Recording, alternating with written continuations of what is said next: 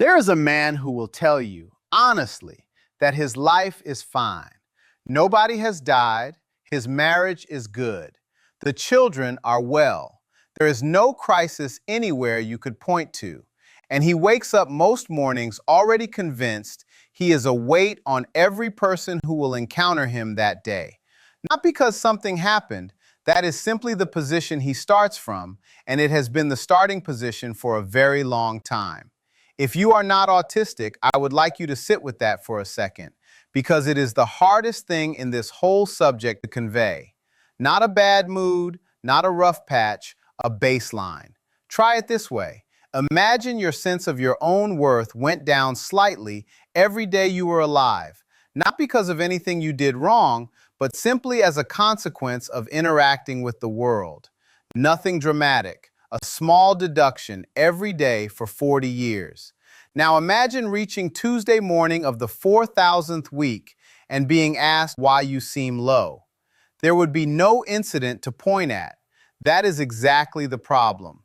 When people around such a person ask what has happened, the honest answer is nothing has happened, and that answer never satisfies anybody. Now, here is a fact that I think explains more than people realize, and it is not an opinion. You can go and look at the paperwork. The assessment process that identifies autism is built almost entirely out of deficits. Read the criteria. It is a catalog of impairments, difficulties, failures to meet expectations. There is no section for what a person is unusually good at, no line for the things their mind does better than most. A person can go through the whole process, receive the diagnosis, and come out holding a document that describes them exclusively in terms of what is wrong. And that is the good outcome. That is the version where somebody finally got an answer. I want to be fair about why the criteria are built that way. Diagnostic criteria exist to identify who needs support. Support systems are organized around need. So the document is about difficulty by design. That is not a conspiracy. It is a filing system.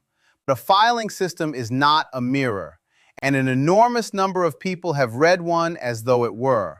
So the question I want to put to you today is this: why does being autistic so often come with these two particular things, the self-hatred and the certainty of being a burden on everybody nearby? Because the easy assumption is that they come with the wiring, that autism simply arrives with misery attached. And I want to be careful with the word often, because I am not going to tell you this is universal. It is not.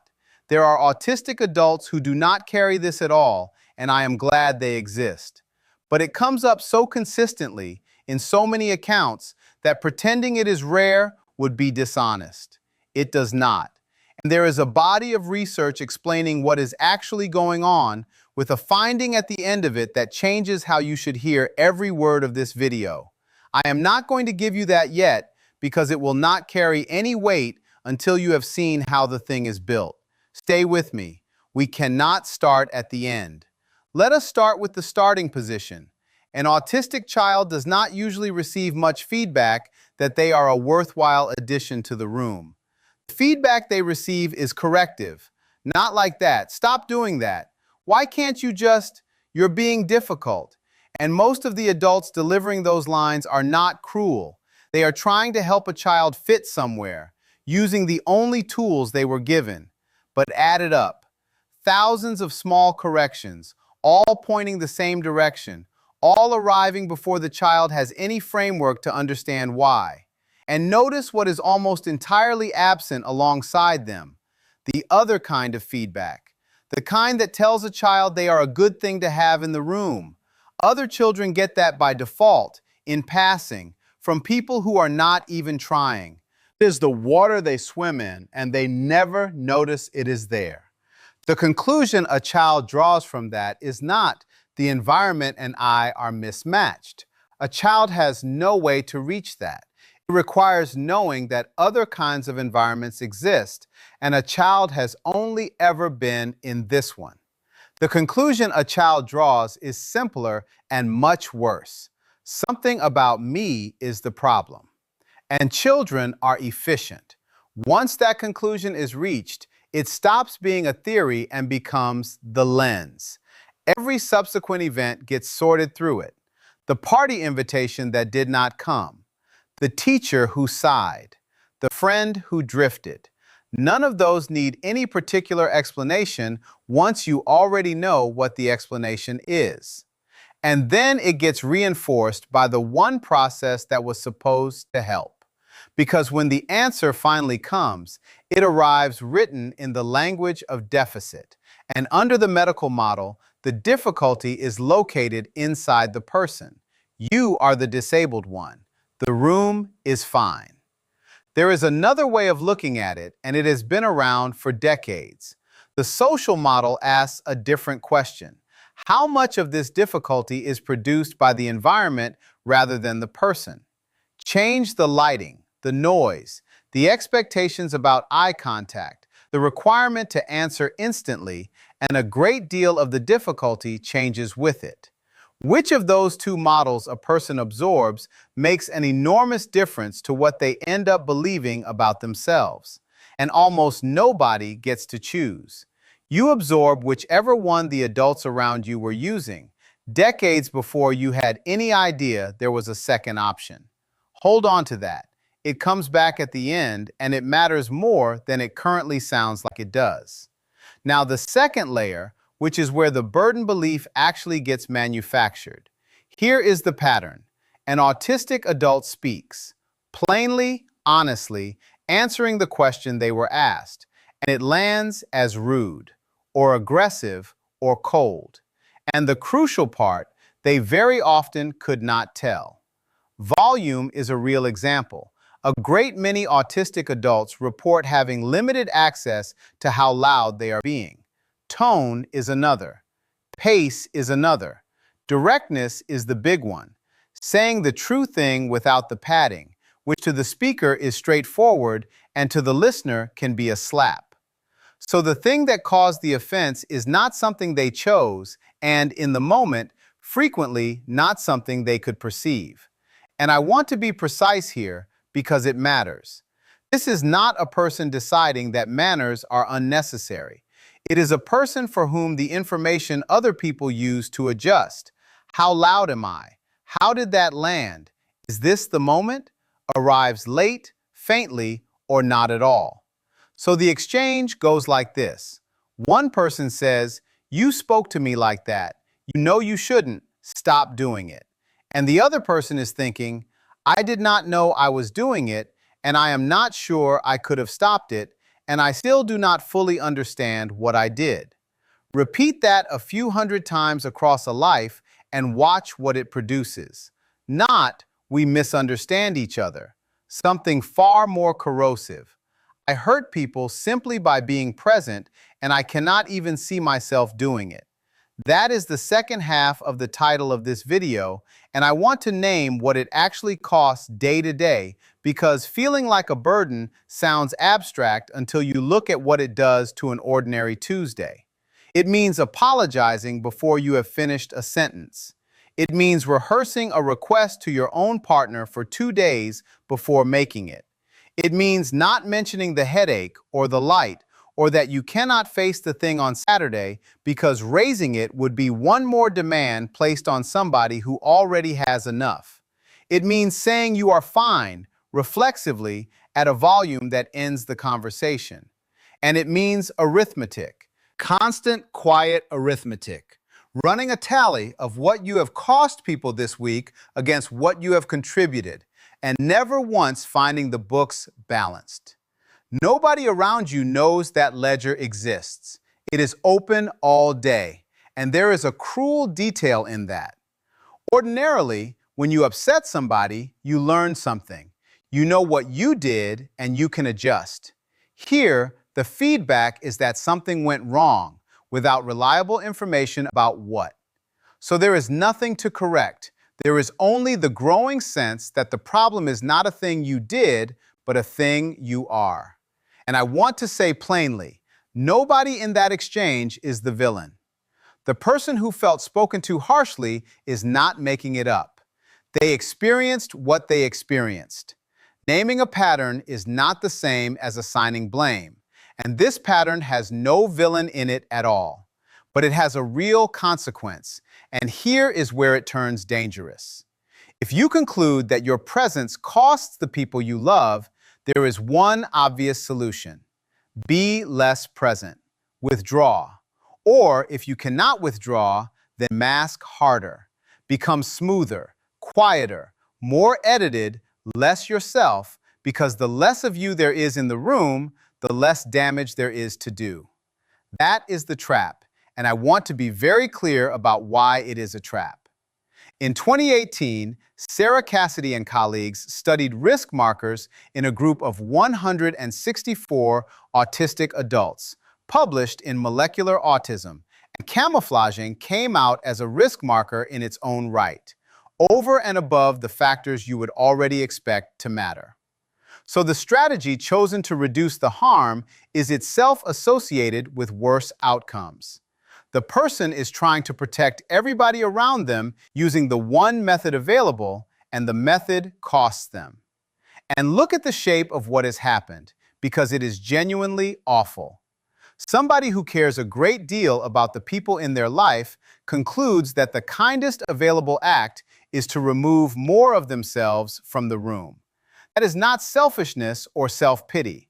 That is a person doing what they believe is the decent thing, at their own expense, on the basis of a conclusion nobody ever checked with them. Meanwhile, everybody else sees somebody becoming quieter and harder to reach and draws their own conclusions about that. And there is something else worth knowing here, because researchers took this seriously enough to study it directly. The feeling of being a burden is not a vague mood. It is a specific thing with a name in the research literature, perceived burdensomeness, and it has been examined in autistic adults precisely because it is understood to be serious. Pelton and colleagues found that autistic adults reported stronger feelings of perceived burden and of not belonging than non-autistic adults did. I am telling you that for one reason. If that is where you are not being dramatic and you are not being self-indulgent. You are describing something that scientists went and measured because it matters. It has a name, it appears in journals, and the researchers studying it concluded that promoting self-worth and social inclusion are important, which is to say that this is understood to be a thing that can be worked on rather than a fixed feature of a person. And if it is sitting heavily on you right now, please take it to somebody, a professional, a doctor, a person you trust. Not because there is something shameful in it, because it is too much weight for one person, and there are people whose job is to help carry it. Now, here is the finding I have been holding back. If the self-hatred came from autism itself, from the wiring, then you would expect it to arrive with the wiring fairly evenly, regardless of circumstances. That is not what the evidence shows. In 2020, Monique Botha and David Frost published a study in the journal Society and Mental Health, taking a model built for other minority groups, the minority stress model, and applying it to autistic people for the first time. The idea behind minority stress is straightforward. Belonging to a stigmatized group exposes you to a chronic extra load of stress, and that load damages health over and above ordinary life stress. They surveyed 111 autistic adults, and what predicted poorer mental health was not autistic traits. It was the minority stressors, everyday discrimination, internalized stigma, and concealment. Those held up even after controlling for general stress exposure. Expectation of rejection came out as a predictor too. Read what that means slowly. The misery is not a symptom of autism. It is a measured response to being treated a particular way for a very long time, and to the thing you did in response, which was to hide. And notice how that study was built, because the design is the argument. They did not simply observe that autistic people have worse mental health, which was already well known and gets used to imply that autism causes it. They separated out the specific pressures of being a stigmatized minority and asked whether those did the work. They did. and they held up even once ordinary life stress was accounted for. This is the same model that has been used for years to explain health disparities in other minority groups. Nobody now argues that being gay causes depression. The load comes from what happens around a person and from what a person has to do to get through it. Botha and Frost applied that logic to autistic people, and it fitted. Every part of this video has been describing that mechanism without naming it. The corrections in childhood, everyday discrimination, the document written entirely in deficits, and the conclusion that you are what is wrong, internalized stigma, which is the proper name for the self-hatred. The decision to withdraw and mask harder to spare everyone, concealment, the ledger, and waking up already braced for how today will go, expectation of rejection. 4 ingredients. None of them is autism. All 4 of them are things that happened to an autistic person and then got installed inside them until it became impossible to tell the difference between the wiring and the damage. And now the part that actually matters. Botha and Frost drew a conclusion from their own findings that I want to give you in plain terms. Some of these mental health disparities may be preventable. Preventable, not inherent, not the price of the brain you were born with. That is not a promise that it lifts, and I am not going to make you one. This is a life, not a machine with a switch on it. But there is an enormous difference between this is what I am and this is what has been done, and some of it is reversible. One of those you have to accept. The other you can work on. And it changes what the toll actually is. It is not the price of your brain. It is the price of the conditions your brain has been living in. And conditions, unlike wiring, are the sort of thing that can change. So what do you actually do with this? First, when the thought arrives, I am a burden, treat it as a report from a damaged instrument rather than as information about the world. It is not neutral perception. It is a belief that was installed over decades by a specific process, and it is not more accurate for being loud or for having been there a long time. That is harder than it sounds, because the belief does not present itself as a belief. It presents itself as an obvious fact that everybody else can also see and is being too polite to mention. So it helps to have the sentence ready in advance. Not, that is not true. You will not win that argument at 11 at night. Something smaller and more accurate. This is the thing my head does, and I know where it came from. Second, concealment was one of the things that predicted poorer mental health. So find one place and one person where you do not have to run the mask. Not everywhere. Nobody is asking you to unmask at work tomorrow, and for some people, that would not be safe. One room, one person. That is a real intervention aimed at a measured mechanism, not a nice thought. And start smaller than feels meaningful. The soft clothes at home. Saying, that light is bothering me out loud instead of enduring it. Answering one question with what you actually think rather than the sanded down version. Nobody unmasks in a single decision.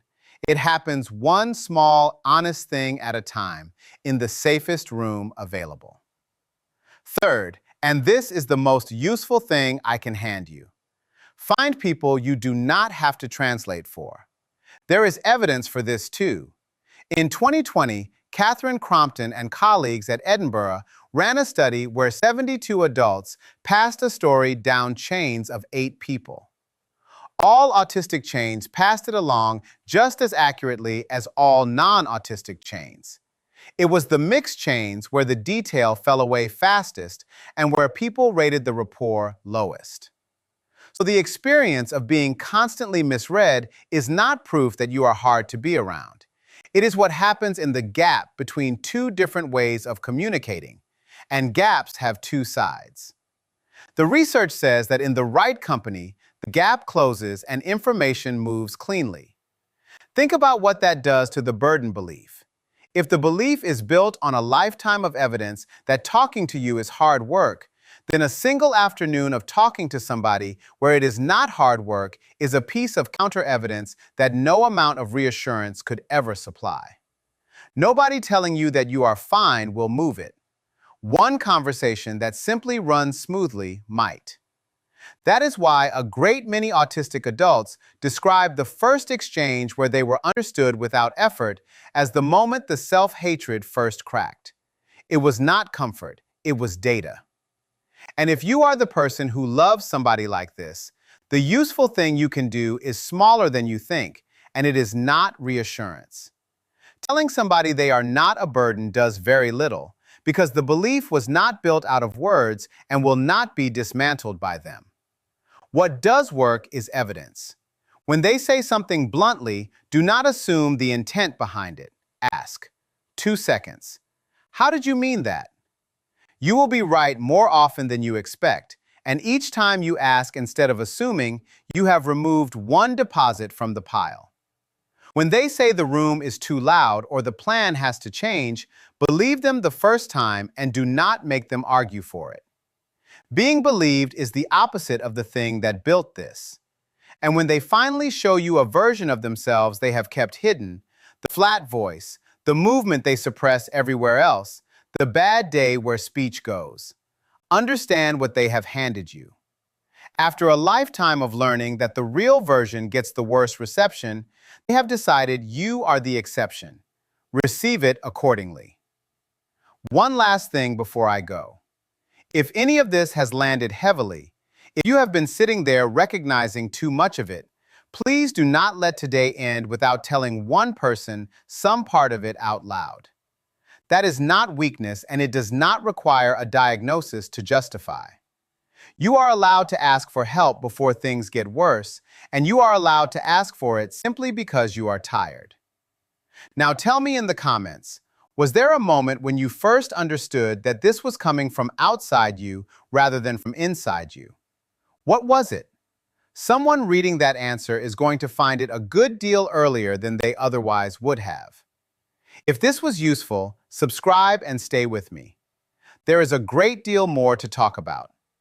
Thank you for sitting with me a while. Take care of yourself. I will see you next time.